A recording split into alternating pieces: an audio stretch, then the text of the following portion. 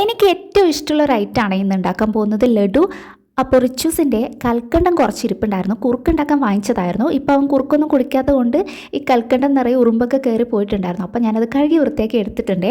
അപ്പോൾ ഒരു അര കപ്പ് കടലമാവിലേക്കാണ് ഞാനത് ചെയ്തെടുക്കുന്നത്.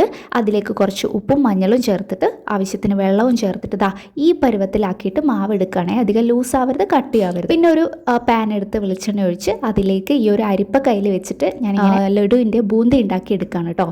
ഇത് പെർഫെക്റ്റ് ആയിട്ട് ബൂന്തിയായിട്ടൊന്നും വന്നിട്ടില്ല. ഈ ഒരു രൂപത്തിലാക്കി എടുത്തിട്ടുണ്ട്. പിന്നെ ഇത് അധികം മൊരിഞ്ഞു പോകരുത്. ഈ ഒരു സോഫ്റ്റോട് കൂടി തന്നെ ഇത് കോരിയെടുക്കാനായിട്ട് ശ്രദ്ധിക്കുക കേട്ടോ. അപ്പോൾ ഇത്രയും ഞാൻ എടുത്തിട്ടുണ്ട്. ഇനി ജസ്റ്റ് ഇതൊന്ന് നമ്മുടെ മിക്സിയുടെ ജാറിലിട്ടിട്ട് കറക്കിയെടുക്കാൻ പോവുകയാണേ. അപ്പോൾ ഇതുപോലെ ഒന്ന് പൊടിച്ചെടുത്തുകൊണ്ട് വന്നിട്ടുണ്ട്. ഇനി ഒരു പാൻ എടുത്ത് അതിലേക്ക് കുറച്ച് നെയ്യ് ഒഴിച്ചു കൊടുത്തിട്ടുണ്ട്. എന്നിട്ട് നമുക്ക് അണ്ടിപ്പരിപ്പും മുന്തിരിയും കൂടെ ഇട്ടിട്ട് കോരിയെടുക്കുന്നുണ്ട്. കറുത്ത മുന്തിരിയായിരുന്നു വേണ്ടത്, എന്നാലും അത് കിട്ടിയില്ല കേട്ടോ. പിന്നെ അതിലേക്ക് തന്നെ കുറച്ച് വെള്ളം ഒഴിച്ചിട്ട് നമ്മുടെ ഈ കൽക്കണ്ട അതിലേക്ക് ഇട്ടിട്ട് പഞ്ചസാര സിറപ്പ് ഉണ്ടാക്കിയിട്ടുണ്ട്. അതിലേക്ക് നമുക്ക് ഈ ക്രഷ് ചെയ്ത് വെച്ച് ബൂന്തിയും അണ്ടിപ്പരിപ്പും മുന്തിരിയും കൂടെ ചേർത്തിട്ട് നന്നായിട്ടൊന്ന് മിക്സ് ചെയ്ത് വെക്കുകയാണ്. എന്നിട്ടൊരു 10 മിനിറ്റ് കഴിഞ്ഞിട്ട് ഞാൻ ഇതുപോലെ ഉരുട്ടിയെടുത്തിട്ടുണ്ട്. കൊള്ളായിരുന്നു കേട്ടോ. അപ്പോൾ നിങ്ങൾ ഇതുപോലെ ഒന്ന് ട്രൈ ചെയ്ത് നോക്കൂ.